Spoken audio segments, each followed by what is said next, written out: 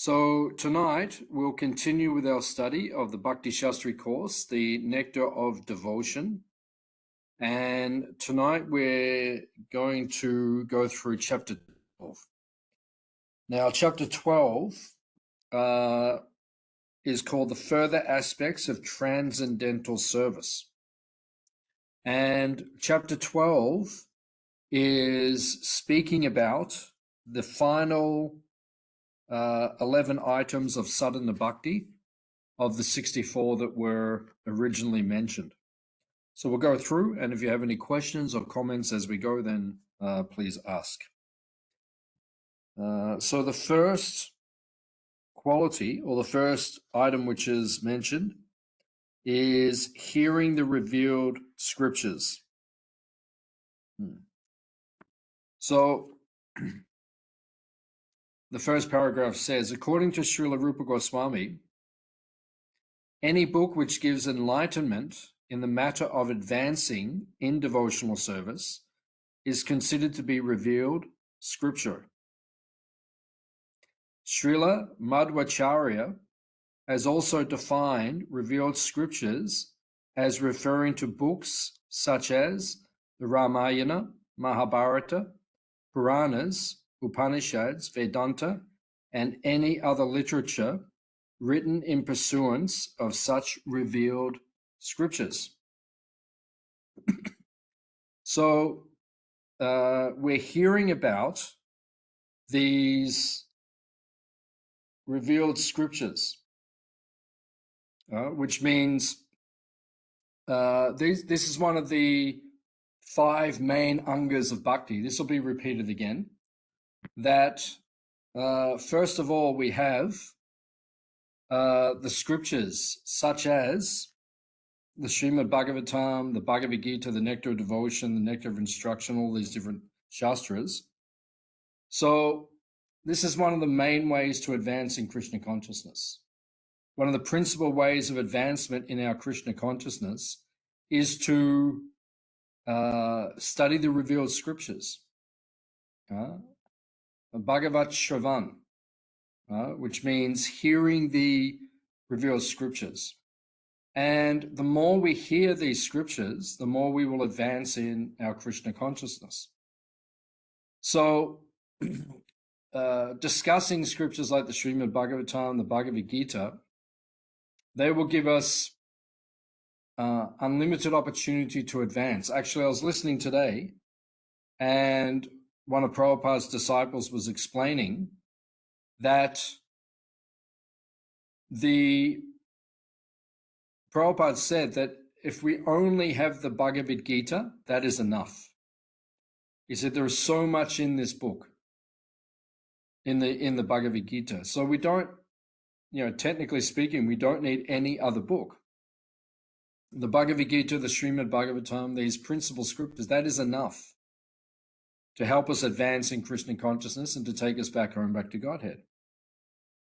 So Rupa Goswami is explaining this is one of the main angas of bhakti, and it's repeated again and again within this list of 64 items.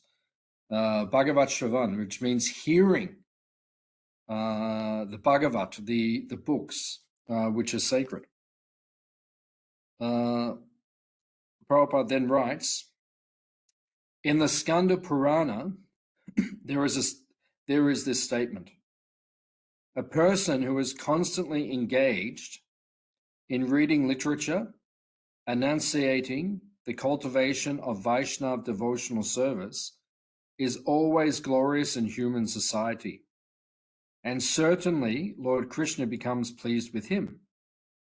A person who very carefully keeps such literature at home and offers respectful obeisances to it, becomes freed from all sinful reactions and ultimately becomes worshipable by the demigods. So this is interesting because, factually speaking, the Bhagavatam itself says in the first canto and the 3rd chapter that Srimad Bhagavatam, the book, is non-different from Krishna. And Prabhupada actually writes that you will get all the benefit of associating with Krishna by studying the Srimad Bhagavatam. Right? It's exactly the same as associating with Krishna himself. And that's a very powerful statement that Prabhupada makes. So it shows how potent the Bhagavatam is. And if we study the Bhagavatam, it's non-different from associating with Krishna directly. So it is mentioned that we need to study the Bhagavatam, but because the Bhagavatam is non-different from Krishna, it can even be worshipped like a deity. Like in your home, you can offer arati to the Bhagavatam. And that's as good as offering arati to the deity, to offering to Krishna himself. You can, it's even mentioned, you can place sandalwood pulp on the Bhagavatam. This is considered to be worship of the Bhagavatam. You can bow down, as it says here, and offer respectful obeisances to the Bhagavatam. That is how we understand the Bhagavatam. It's non-different from Krishna. We have in Vrindavan, when we go to Sanatana Goswami's Samadhi in Vrindavan, which some of you were with me a couple of months ago, actually on Gaurapanim, we went there. And it was also holy on that day in Vrindavan. And we went to Sanatana Goswami's Samadhi. You may remember as we circumambulated the Samadhi pit, all the Samadhis, the tombs of the great predecessor Acharyas, the great spiritual teachers from the past. There is one Samadhi there which is called a Grantha Samadhi, which means there are actual granthas or literatures, Vedic literatures, in our tradition are actually placed within that Samadhi. And we bow down at that place and we beg for mercy, for the compassion of the Shastras which are within that Samadhi to bless us that we will attain transcendental knowledge. That's what I pray whenever I go there. Please reveal to me the secrets of the Gita, the Bhagavatam, the Chaitanya Charitamrita, all of these esoteric and advanced purified scriptures. So it is mentioned that we can worship the Bhagavatam. Prabhupada then says,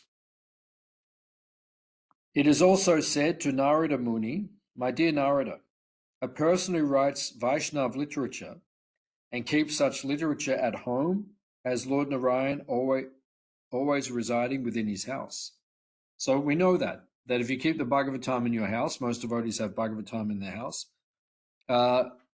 Krishna himself, Narayan himself, is present in your home.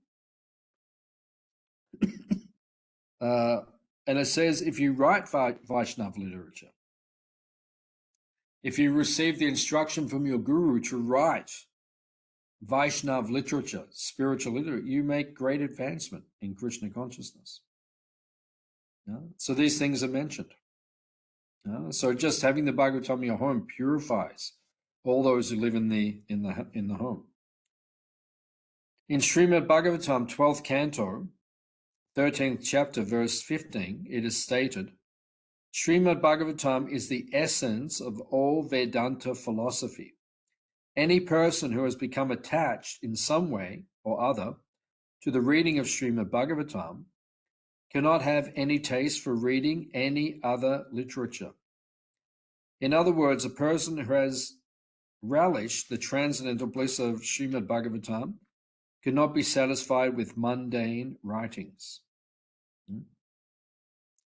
So the Bhagavatam itself says, the Bhagavatam is the ripened fruit of Vedic knowledge.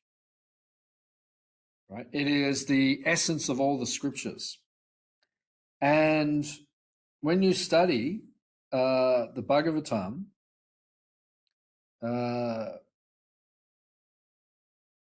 it says that you will develop such a taste, you won't have a taste for any other literature. in the morning after Mangalati, when we recite the 10 offenses against the holy name, one of the offenses that we recite is to not blaspheme the Vedic literature or literature in the pursuance of the Vedic version. So in other words, the writings of the six Goswamis of Vrindavan, Narottama Das Thakur, Bhaktivinoda Thakur, by studying these books which come in pursuance of the Vedic version or follow the Srimad Bhagavatam, for example, these literatures which come in the pursuance of the Bhagavatam or the Bhagavatam itself, once you get a taste for these literatures, you'll lose your taste for all other types of katha. So this is the power and the potency of studying the Srimad Bhagavatam, a Bhagavat Shravan. So it's one of the important items of bhakti to hear again and again from the revealed scriptures. The next item is called residing in Mathura, Mathura Vash. This is also one of the most important items of bhakti, and this will actually be repeated again. Interestingly, this particular item, it's same as the previous item. It is mentioned more than once in the list of 64, which shows how important it is. Bhagavat Shravan, hearing Bhagavatam, and Mathura Vas, residing in a holy place like Vrindavan, Mayapur, Puri, Mathura. These are considered extraordinarily powerful items of bhakti. It's actually mentioned these items are so powerful they can develop bhava bhakti, bhava, or spiritual emotion towards Krishna, Radha and Krishna. They can develop this bhava or this sentiment even in a neophyte devotee. That's how powerful these items are. So by hearing Bhagavatam, residing in a holy place like Vrindavan or Mathura, that can bring ecstasy even in a neophyte devotee. That's how powerful these items are. So it says in the Varaha Purana, there is a statement praising the residential quarters of Mathura. Lord Varaha tells the men of earth, any person who becomes attracted to places other than Mathura will certainly be captivated by the illusory energy.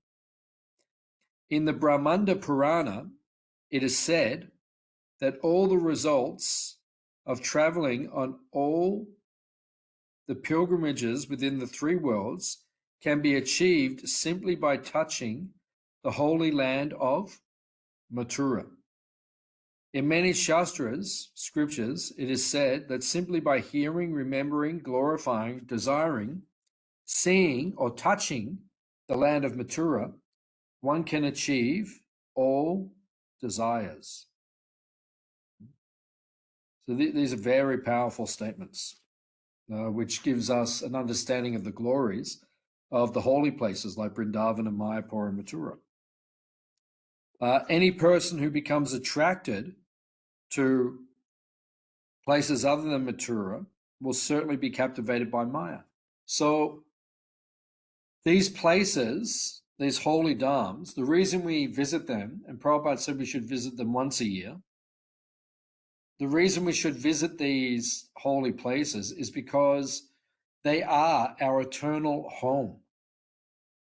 That's where the soul eternally resides, right? In Vrindavan Dham, in Mayapur Dham, in Puri Dham. So when we go to these places, the reason is because they enter our consciousness very deeply. I've spent in my life in total probably like 4 years of my life, something around that. I think I worked it out one day. Around about 4 years of my life, my 54 years, have been in the holy dhams, in these holy places, which means that they have entered my consciousness to a great degree. Every day I think about them, these places, because they have an impact on the consciousness. They are our eternal home. And if we want to lose our attraction, our attachment to the material places in this world, we need to cultivate our attachment to these holy places. So they are replicas of the spiritual world.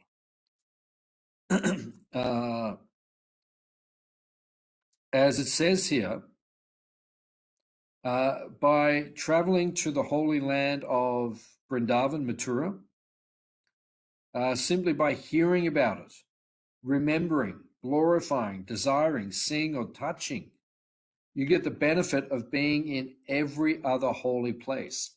It says all other holy places reside in the holy land of Vrindavan of Mathura. Right? All the millions of other holy places, they reside in that place. So that is the potency. So therefore we should absorb ourselves in those places as much as possible and visit them as much as possible and let them enter our consciousness so we see them as our eternal home, the place where we reside in Krishna's service. So the next item is rendering service to devotees. This one is repeated again in a similar way. They're all repeated in similar ways. This one specifically says rendering service to devotees. Some of the other ones say sadhu sangha, associating with devotees. This says specifically to serve the devotees.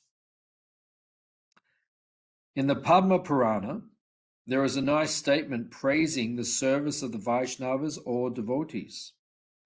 In that scripture, Lord Shiva tells Parvati, "My dear Parvati, there are different methods of worship, and out of all such methods, the worship of the Supreme Person is considered to be the highest. But even higher than the worship of the Lord is the worship of the Lord's devotees." So these are powerful statements. And Krishna says himself to Arjuna in the Adi Purana, "One who says he is my devotee, he is not my devotee. But one who says he is the devotee of my devotee, he is my devotee." So in other words, Krishna receives more pleasure when we serve those who are dear to him, his devotees, than when we directly serve him. So these are very powerful statements. Yeah? So this is a powerful anga of bhakti, to serve the Vaishnav Seva. It's actually one of the key teachings of Sri Caitanya Mahaprabhu, to serve devotees of Krishna. A similar statement is in the third canto, 7th chapter, verse 19 of Srimad Bhagavatam. "Let me become a sincere servant of the devotees, because by serving them, one can achieve unalloyed devotional service unto the lotus feet of the Lord. The service of devotees diminishes all miserable material conditions and develops within one a deep devotional love for the Supreme Personality of Godhead." So when we serve the devotees of Krishna, our material miseries become diminished. And we all have that experience, I think, that we know when we serve devotees, we become blissful. Why? Because it gives Krishna pleasure. And when Krishna is satisfied, then we also become satisfied. And it helps us develop a deep devotional love for Krishna. Because when you serve Krishna's devotees, it increases your attachment to Krishna himself. Because you think, well, if the devotees are so wonderful, like today I was explaining to Atulya that I was listening to Prabhupada's disciples speak about Prabhupada. So it's increasing my attachment and my appreciation of Prabhupada, Srila Prabhupada. So when you hear more about Prabhupada, you become attached to him and you serve him and serve his followers, then automatically you think and you develop more appreciation for Krishna himself, because then you think how wonderful Krishna must be that he can produce a follower like Prabhupada, and how wonderful Prabhupada is, then Krishna must be the most wonderful person. So by serving devotees, it increases our attachment to Krishna himself. Skanda Purana says, persons whose bodies are marked with tilak, symbolizing the conch shell, wheel, club, and lotus, and who keep the leaves of tulsi on their heads, and whose bodies are always decorated with gopi chandan, even seen once, can help the seer to be relieved of all sinful reactions. So even when you just see a devotee, all your sins go far away. We all have this experience. When you see a purified devotee, your desire for sinful life, it disappears, it dissipates. A similar statement is found in the first canto, 19th chapter, verse 33 of Bhagavatam. There is no doubt about one's becoming freed from all reactions to sinful activities after visiting a devotee or touching his lotus feet or giving him a sitting place. Even by remembering the activities of such a Vaishnava, one becomes purified along with one's whole family. And what then can be said by rendering direct service to him? So when you visit an advanced devotee, you give them a sitting place, you touch their feet, you render menial service, you give them water, whatever the service is, this will purify your consciousness, this will purify your heart. So these items are being discussed in detail to give us appreciation of the anga of bhakti, the limb of bhakti. So then it should increase our desire to serve the devotees.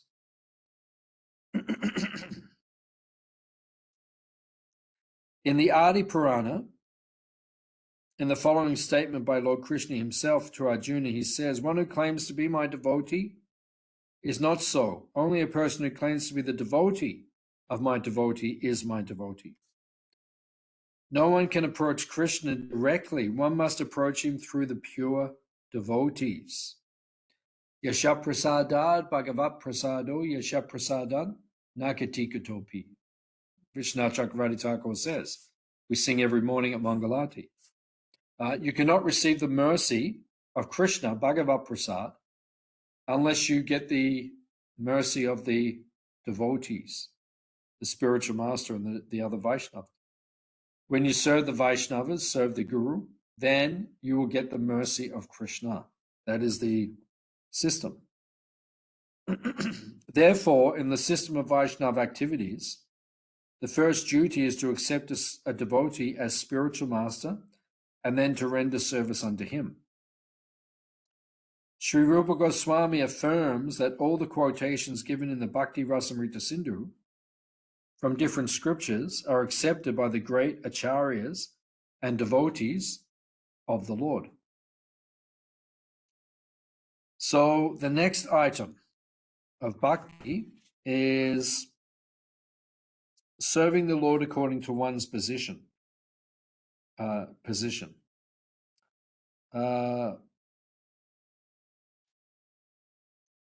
In the Padma Purana, there is a statement that one should perform the ceremonies for the Lord according to one's financial position. Everyone should observe the different ceremonies and celebrations of the Lord by all means. So, if you're a rich person, you should use your wealth to sponsor lavish festivals for the pleasure of Krishna.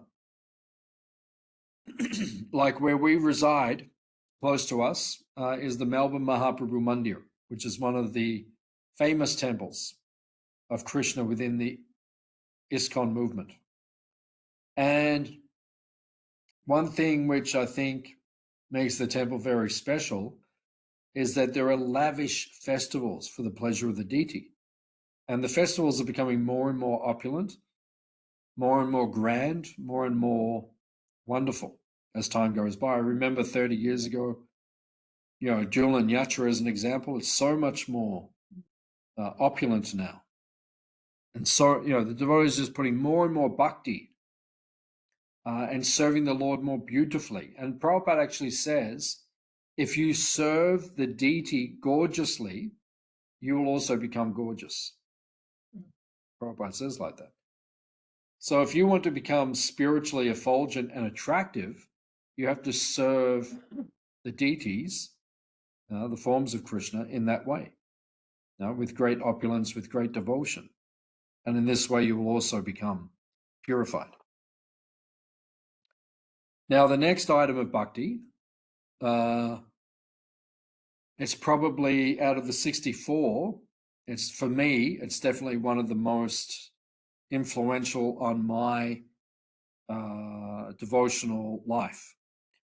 It is performing devotional service in Kartik, which is called Urge of Vrat. This is an extremely powerful item of bhakti. I mean, for me, I would say, coupled with the other powerful items of bhakti, it is probably the most powerful item for myself in terms of helping me to advance in Krishna consciousness. And particularly, it is stated when you perform this vrat, this item of bhakti, in a holy place like Vrindavan or Mayapur, it becomes so much more powerful. And there are many devotees who go to Mayapur and Vrindavan and these holy places during the holy month of Kartik in order to become purified.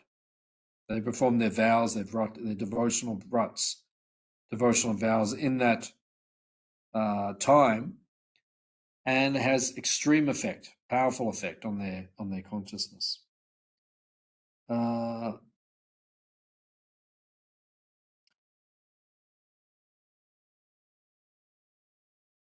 It actually says, there's actually a statement by Jiva Goswami that if you perform some type of Kartik vrat in Vrindavan during Kartik, even if you don't have devotion, you will receive the Lord's personal service.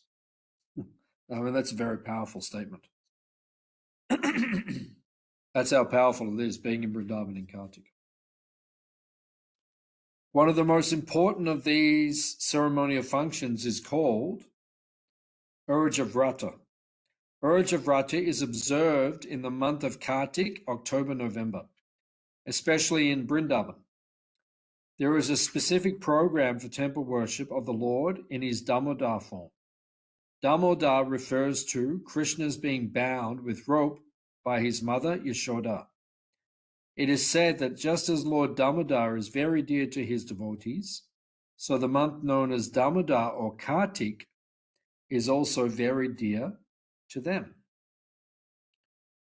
So Kartik is extremely dear to the devotees, and it is explained that the month of Kartik is non-different from Srimati Radharani.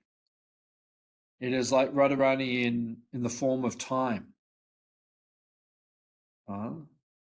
Because there's this time, this month of Kartik. Radharani personally infuses that month with her potency. So any service you render to Krishna during that month, you will get thousands of times more benefit. And I think many of us who have experienced that, who have observed vrats and devotional activities during the Kartik months. The execution of devotional service during Urja Vrat in the month of Kartik is especially recommended to be performed at Mathura. This system is still followed by many devotees. They go to Mathura or Vrindavan and stay there during the month of Kartik, specifically to perform devotional services during this period. In the Padma Purana, it is said, the Lord may offer liberation or material happiness to a devotee, but after some devotional service has been executed, particularly in Mathura during the month of Kartik, the devotees want only to attain pure devotional service unto the Lord. The purport is that the Lord does not award devotional service to ordinary persons who are not serious about it. But even such unserious persons who execute devotional service according to the regulative principles during the month of Kartik and within the jurisdiction of Mathura are very easily awarded the Lord's personal service. So this shows the power and the potency of this month. The next item is called Observing Festivals, Celebrating the Lord's Activities, which is another very powerful item of bhakti. Also one of my favorite items. Sri Jamma Dina Yatra. On the surface, this item may seem almost identical to item number 57, lavishly observing Vaishnav festivals. This item, however, specifically refers to Janmashtami, as can be understood from three sources. Its Sanskrit heading, Sri Jamma Dina Yatra, the title Srila Prabhupada gave it in the 6th chapter. During Janmashtami, one should observe a special festival, and the evidence given in the Bhavishya Purana, my Lord Janardana Krishna, please let us know the date when your mother Devi gave birth to you. If you kindly inform us about this, then we shall observe a great celebration on this date.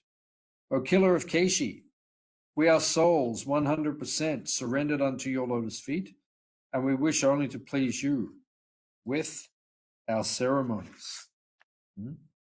So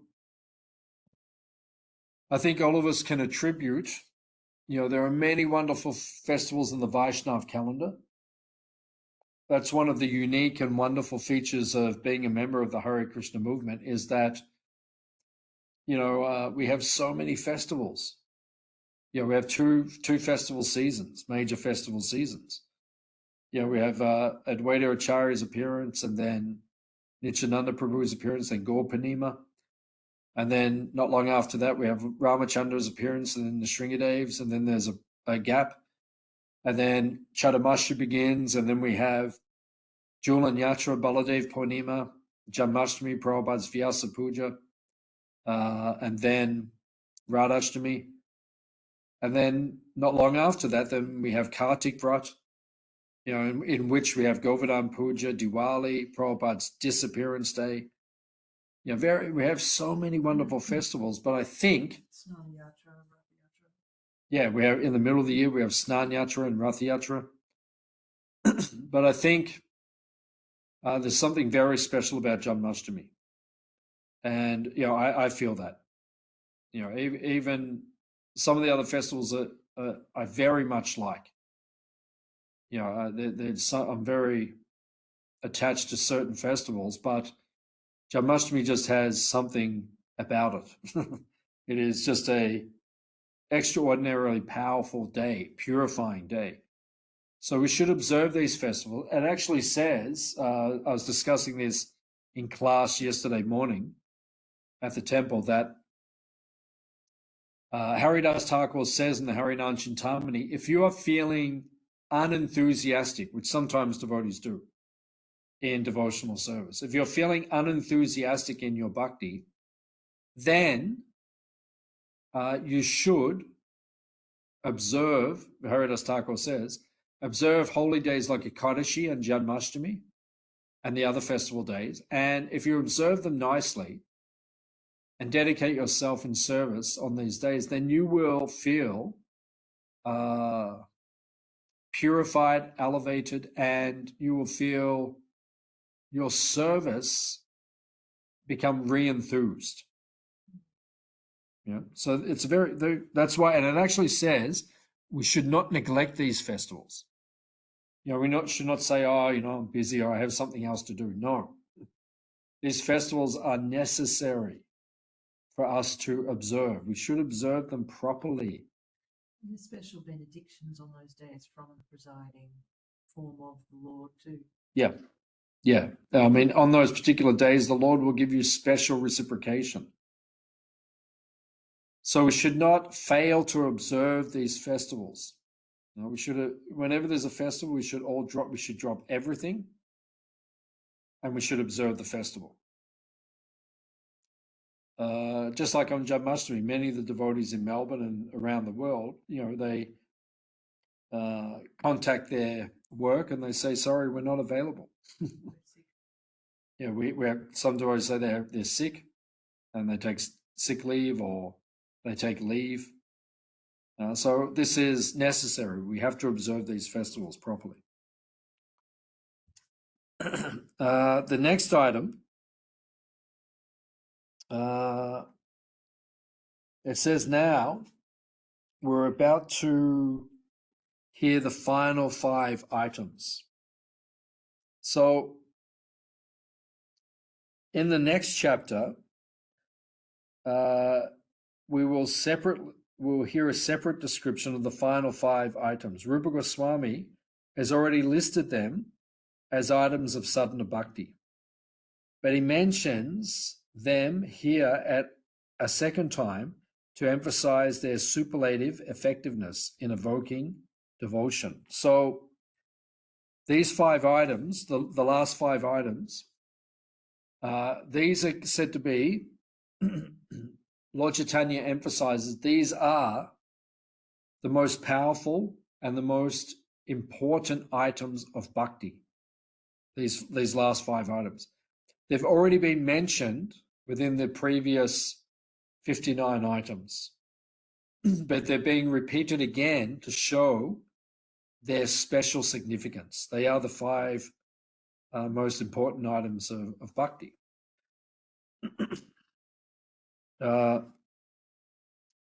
Previous listings for these items are item 60, serving the deity, was mentioned as item 30, which is archana. Item 61, which is reciting the Bhagavatam amongst devotees, that was mentioned as item 54, hearing the revealed scriptures. Item 62, associating with the devotees, and item 56, rendering service to the devotees, so they're very similar. Item 63, chanting the holy name of the Lord, is similar to item 33, which is Sankirtan, performing congregational chanting. And item 64, residing in Mathura, is virtually the same as item 55, which also says to reside in Mathura. So it appears there are some repetitions here. So this item, which is serving the deity with great devotion. This is Srimurtir Shraddhaya Sevan, which means to worship the deity with great faith. Right?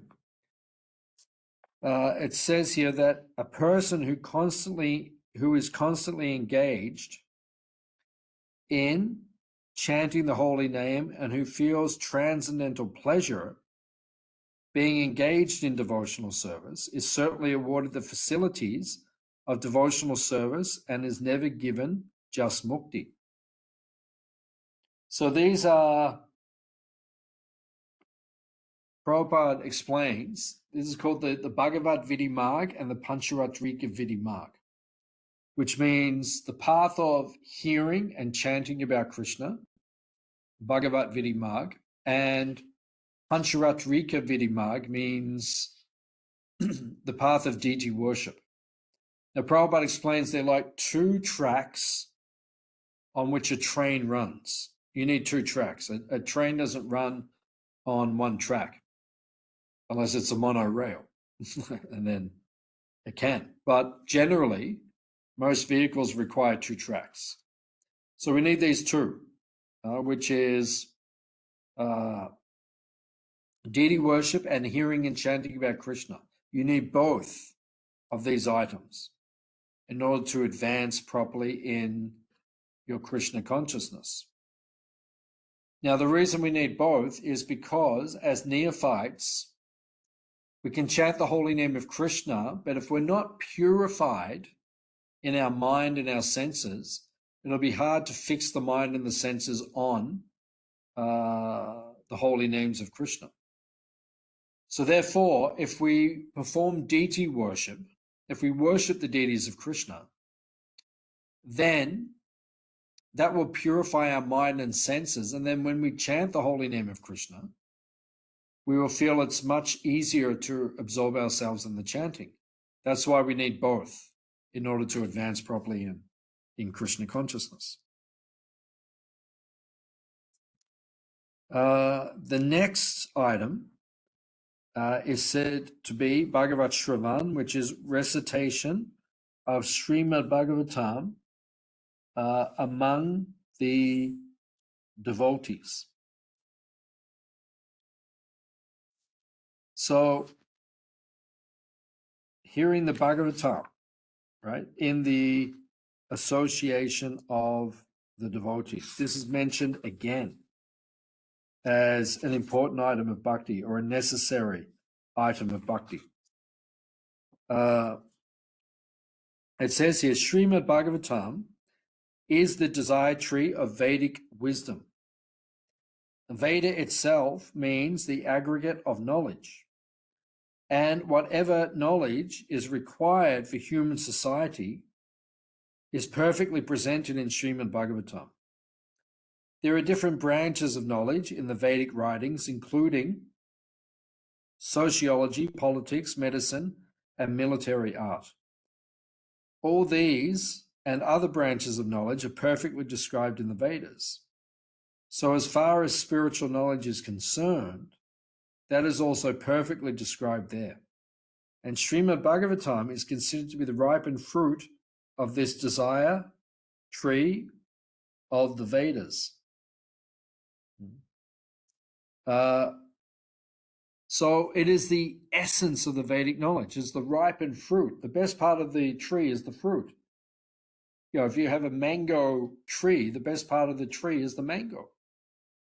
If you like mangoes, then it's the best. Or you can, any other fruit that you choose.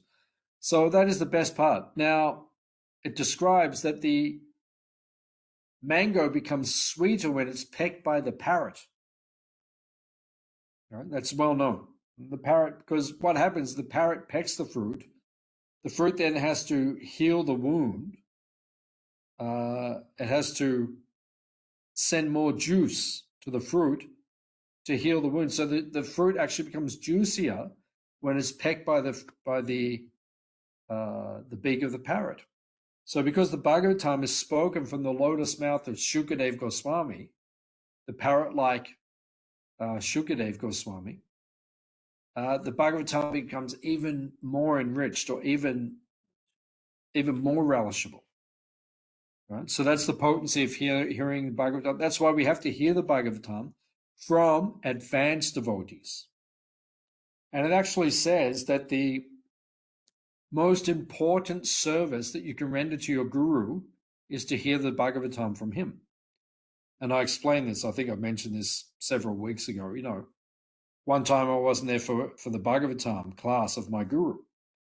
And he came in at breakfast time and he was very angry with us for not being at his class. He said, well, actually, Prabhupada said, we can pay people to clean or to do other services. We can't pay people to hear the Bhagavatam. So that is the most important service that you can render to the Guru. Chaitanya Mahaprabhu recommended that one learn Bhagavatam from the mouth of a self-realized person called Bhagavatam. Bhagavat means in relation with the personality of Godhead. So a devotee is also called the Bhagavatam sometimes. And the book, which is in relation with devotional service to the Supreme Lord, is also called the Bhagavatam. So Chaitanya Mahaprabhu himself, as we hear in the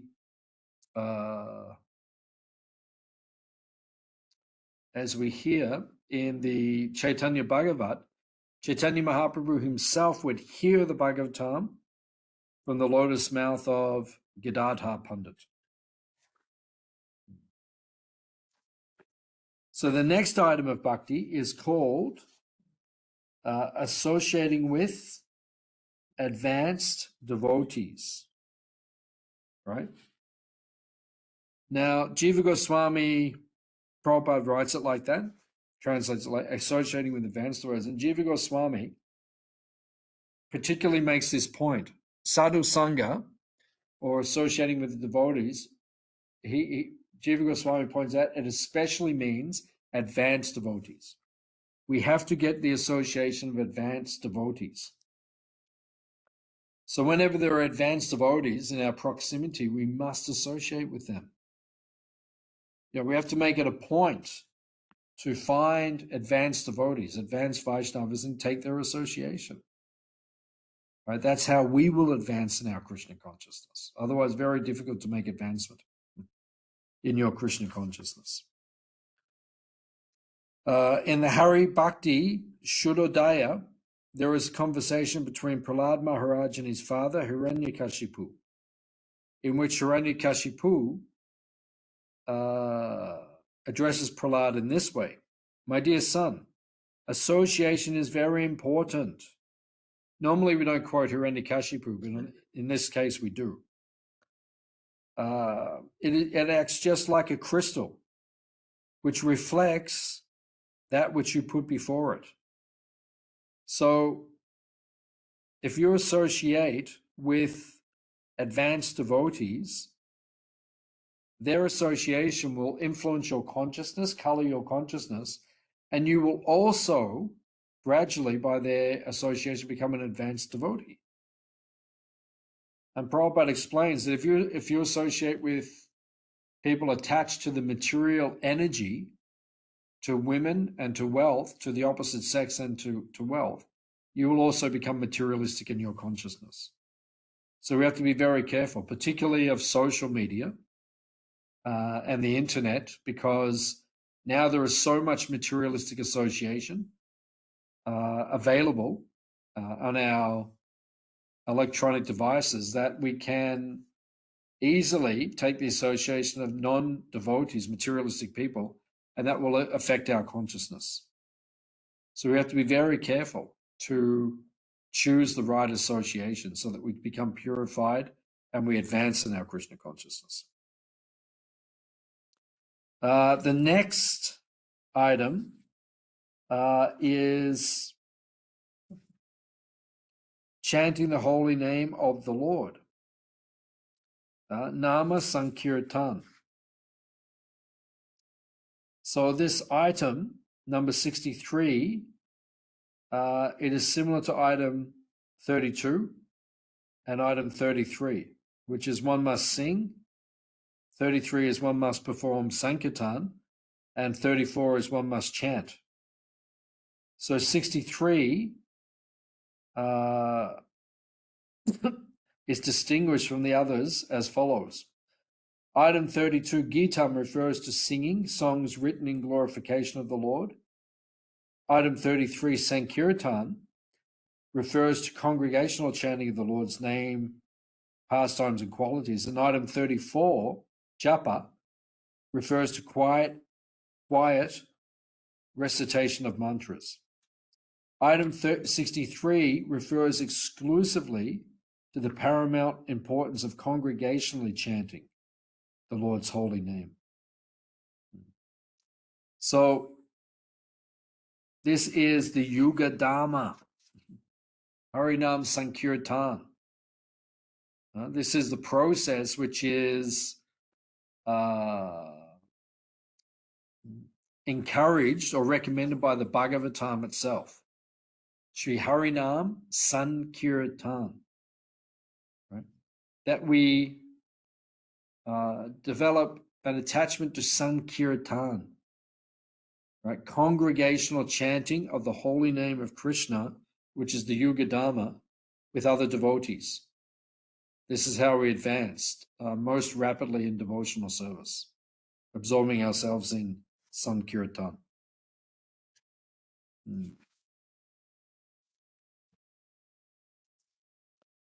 Chaitanya, at the bottom of page 107, Chaitanya Mahaprabhu has recommended that everyone chant the Hare Krishna mantra just to cleanse the dust from the heart. If the dust of the heart is cleansed away, then one can actually understand the importance of the holy name. For persons who are not inclined to clean the dust from their hearts and who want to keep things as they are, it is not possible to derive the transcendental result of chanting the Hare Krishna mantra. One should therefore be encouraged to develop his service attitude toward the Lord, because this will help him to chant without any offense. And so, under the guidance of a spiritual master, the disciple is trained to render service and at the same time chant the Hare Krishna mantra. As soon as one develops his spontaneous service attitude, he can immediately understand the transcendental nature of the holy names of the Maha Mantra. So, Prabhupada actually writes that in terms of understanding our Swarup, which means our constitutional position in relation to Krishna,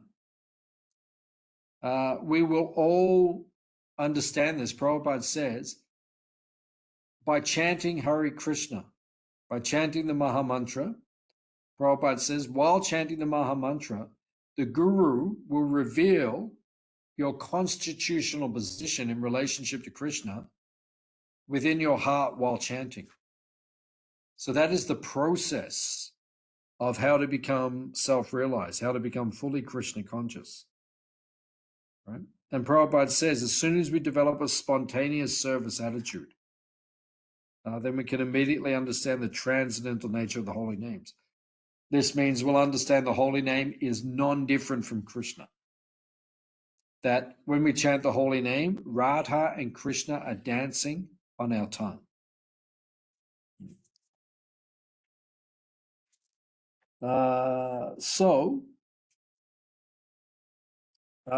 The final item.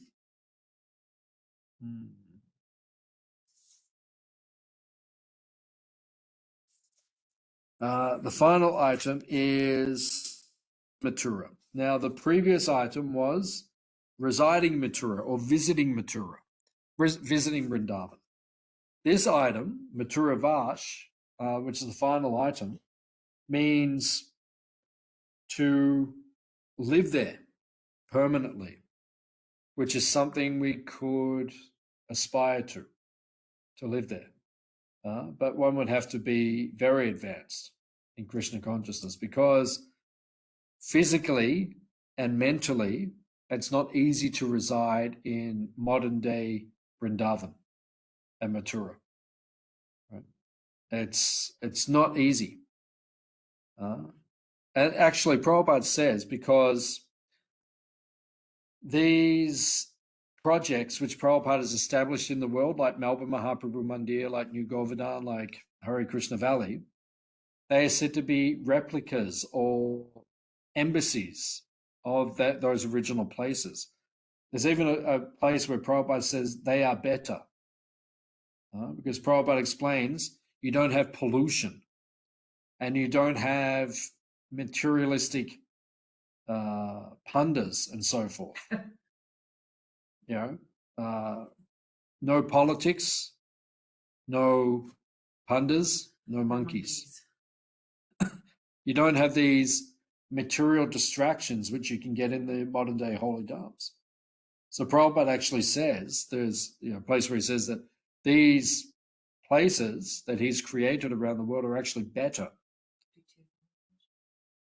Yeah, than Bhakti Swami himself, to exemplify or to display to us or show us that these places like Gitanagari and New Vrindavan and so forth are non-different from the original Holy Dham. He chose to leave his body in Gitanagari, which is one of the replica places. He could have traveled back, as Sridhar Swami and others did, to the original place, which is not wrong, because Prabhupada himself went back to Vrindavan when he understood he was not feeling well.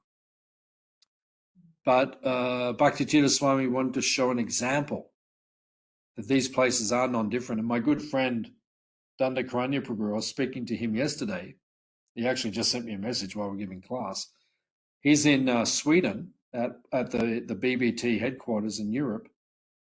And he was explaining to me, it feels non-different from, he said it's a very holy place. It has great spiritual power and energy. So we should understand that these places, they have great spiritual power and energy. So we're very fortunate if we get to actually live in one of these places, one of these projects that Prabhupada has established around the world. And we're extremely fortunate if we get to reside in Vrindavan itself, or Mayapur or Puri itself. In the Padma Purana, there is a statement about the importance of living at holy places like Mathura or Dwarka. It is stated there, to travel to different places of pilgrimage means to attain emancipation from material bondage. This emancipation, however, is not the highest perfectional stage. After attaining this liberated stage, one has to become engaged in devotional service to the Lord. After attainment to the Brahma Bhuta liberation stage, one can further advance to engagement in devotional service. So this attainment of transcendental loving devotional service to the Lord is the goal of life, and it can be achieved very easily for one who lives in Mathura Mandala, even for a few seconds. That's an amazing comment by Prabhupada. Even for a few seconds. Sometimes I think when I'm in Vrindavan, I see a plane fly overhead. They're technically flying through Vrindavan. I think to myself, these people must be getting purified, even though they don't know it. But just for those moments that they fly through the sacred atmosphere of Vrindavan, people become purified. And then Prabhupada finishes the chapter by saying, it is further said, who is that person who will not agree to worship the land of Mathura? Mathura can deliver all the desires and ambitions of the fruitive workers and the salvationists who desire to become one with Brahman. Certainly Mathura will deliver the desires of the devotees who simply aspire to be engaged in the devotional service of the Lord. In the Vedic literature, it is also stated how wonderful it is that simply by residing in Mathura, even for one day, one can achieve a transcendental loving attitude toward the Supreme Personality of Godhead. This land of Mathura must be more glorious than Vaikuntha Dham, the kingdom of God. So I've had that experience. I've seen people who are not devotees, practicing devotees, come to Vrindavan, and we see the profound change in them while they're residing in that holy place. So we can't reconcile how powerful these places are. So we'll finish there for tonight, and there won't be a class next week. Next week, Atoya and I will be having a break. So there's no class next week. We'll resume on the following Wednesday. So 1 week break, and then the week after we'll have another class. So thank you all for coming, and we'll see you soon. Hare Krishna. Thank you for coming. Thank you, Hare Krishna. Thank you, Prabhu. Hare Krishna. Haribol. Hare Haribol. Bol.